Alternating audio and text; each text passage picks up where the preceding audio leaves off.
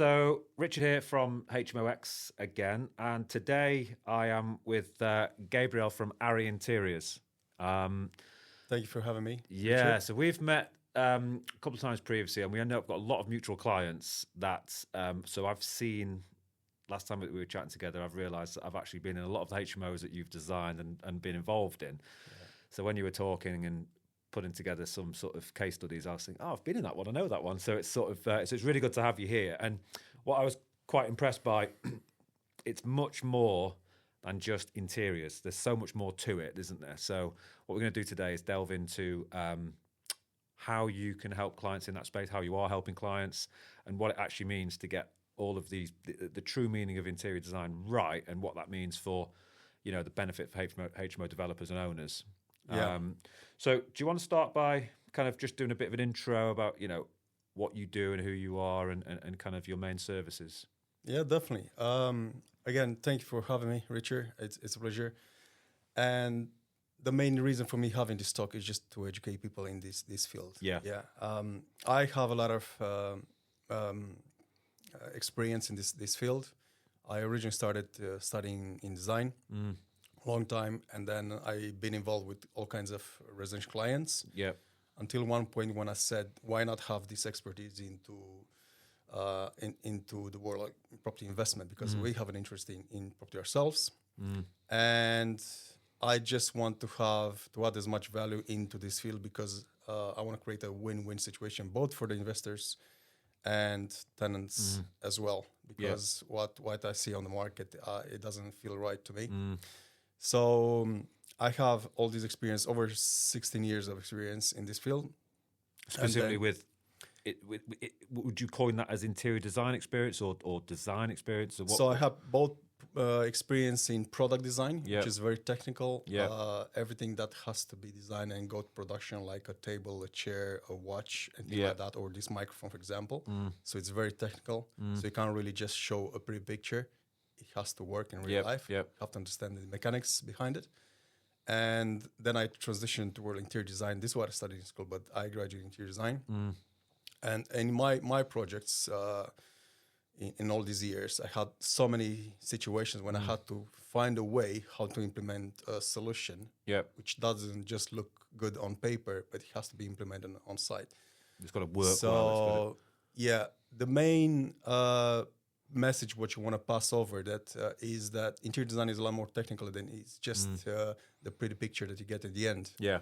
So in a way, we try to micromanage the project throughout the entire process, and then just to help all parties involved, just to cost it right, to have all the drawings that are needed, space planning, M&Es, renders, 360-degree views to market the property. I suppose for most people, if they hear the word interior design, they're actually just thinking about probably the final 10% of what you do.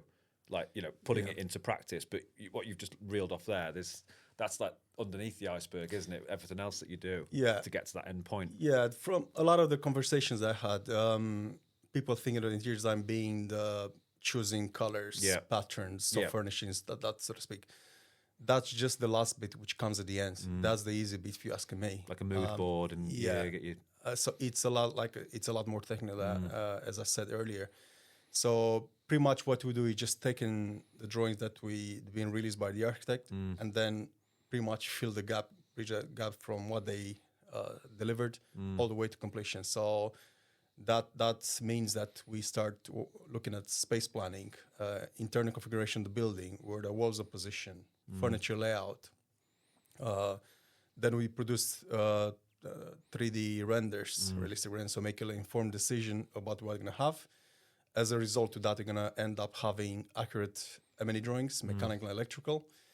Those drawings are going to be obviously shared with your builder, contractor, so they know exactly what they're going to be doing. They can cost it accordingly. And only toward the end, you're going to have all the pretty stuff, the colors and stuff like that. So and how long have you? Because what we're interested in. So you've come from. I know a few architects as well that have come from, a general space or residential or commercial or whatever it is. But then they've niched and worked solely and saw that opportunity to work within and create something much better in the HMO space. So, how long have you been sort of perfecting that craft within the HMO world? And because we know a lot of kind of mutual clients in that space. Yeah. So been doing this, working with HMO investors and people doing commercial residential project and then small new builds development for the last 2 years or so. Yeah.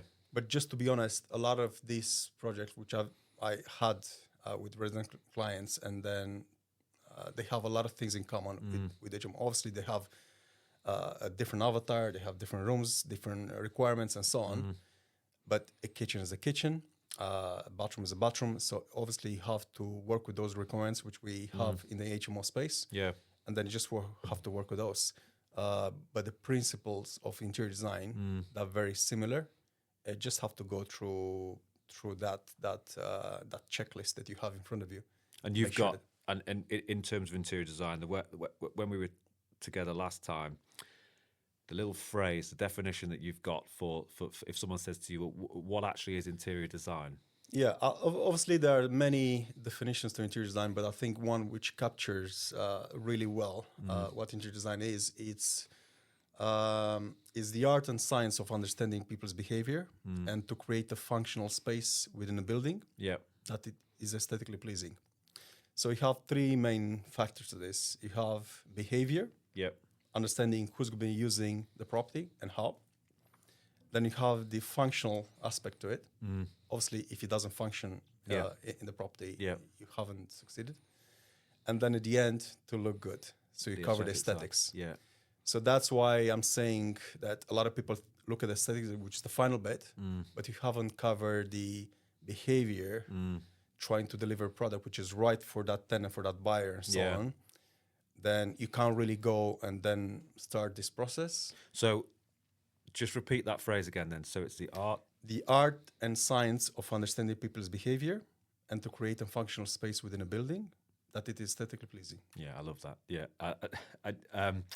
Because as you say that, I'm just applying that to the good quality HMOs that I go to. So I visit hundreds a year, and you walk in. So the learning about the behavior and creating that space, it's so much more. You've got 6 or 7 people living inside this property. So, I'm not saying that it's more relevant to a family home or to a commercial space or to a co-working space, but you can see just out of the way you've captured it there, how that relates to the benefit for HMOs with the amount of people that are in there and what each tenant they expect. A functional space inside such a smaller area. Plus, there's got to be communal. The tenants have got to flow together. So, actually providing that service within the HMO space, it's you can see where the benefits come from. Yeah.